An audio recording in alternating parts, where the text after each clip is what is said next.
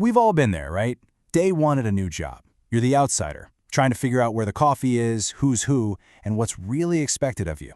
It's this universal experience that can be either super exciting or, let's be honest, pretty terrifying. So, let's dive into this whole transformation and explore how organizations can turn that critical moment from just a simple welcome into a real strategic advantage. Think about it for a second. What really makes the difference? Is it the free lunch, the shiny new laptop, or is it something deeper? The answer to this question, well, it's pretty much the difference between an employee who's going to thrive and one who's just going to survive. And this gets right to the heart of the matter. You see, most companies treat onboarding as just administrative initiation, basically a bureaucratic checklist you have to get through. But the world-class approach is all about identity formation. It's not about paperwork. It's a carefully designed experience that actually transforms a newcomer into a capable, confident member of the team. So let's start where it all begins, those first few critical days. This is where that journey from being a situational outsider to a true cultural participant really kicks off. And believe me, everything that happens here sets the tone for what's to come. This is so crucial. That first day isn't just about finding your desk.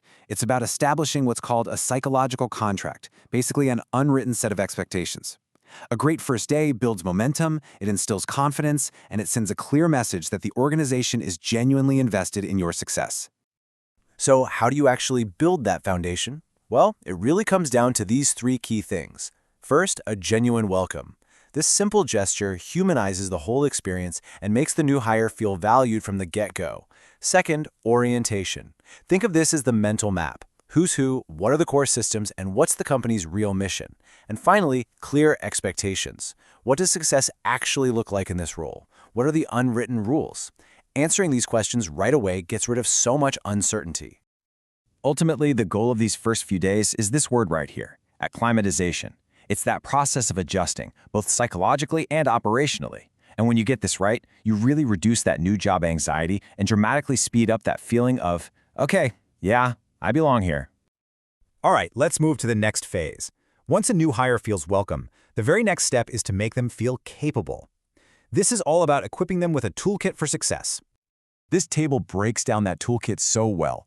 Job training isn't just about learning some new software, it's about building real operational capability. Then you've got documentation, things like procedures and guides, which provides what we call cognitive scaffolding. It's basically a safety net that allows people to be more autonomous. And finally, clear goals. These make sure that all the effort the new hire is putting in is directly aligned with creating value for the organization. Okay, so having the tools is one thing, but using them to master the role is the real journey. It starts with active learning, backed up by constant feedback. That leads to a true role understanding, which just gets rid of all that confusion. When they have access to key information, they can avoid making those big, critical mistakes. And finally, consistent validation. That's just a powerful confidence booster, letting them know they're on the right track.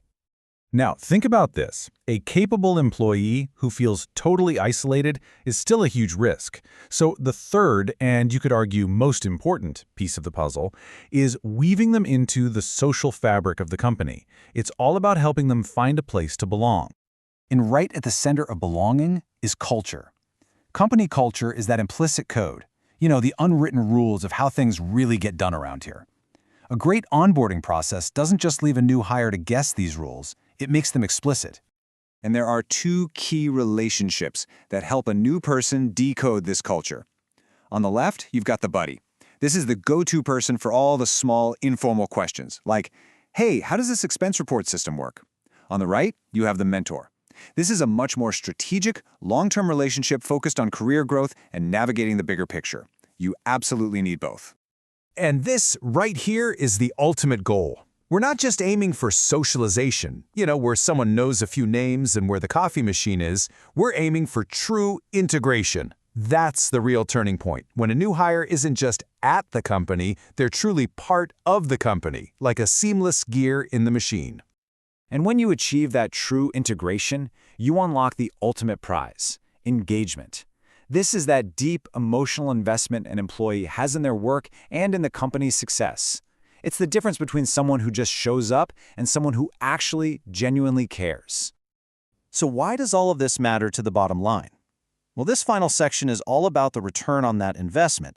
It's about how a great onboarding process turns the potential of a new hire into real, tangible performance.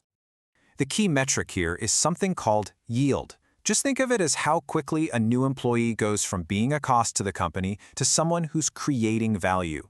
The entire purpose of effective onboarding is to shrink that time as much as humanly possible.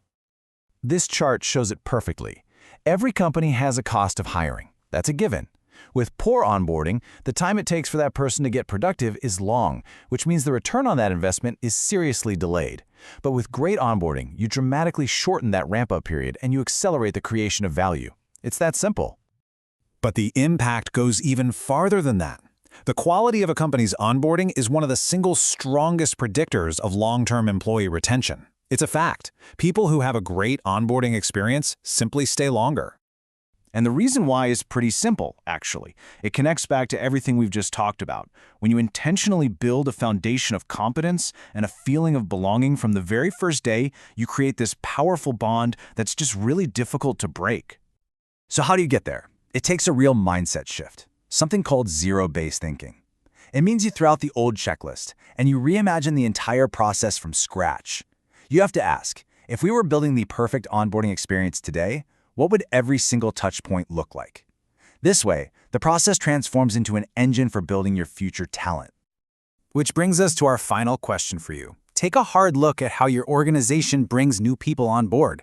Is it just a series of administrative hurdles to clear, or is it a strategic process designed from the ground up to build the capability, the confidence, and the sense of belonging of the future leaders of your organization?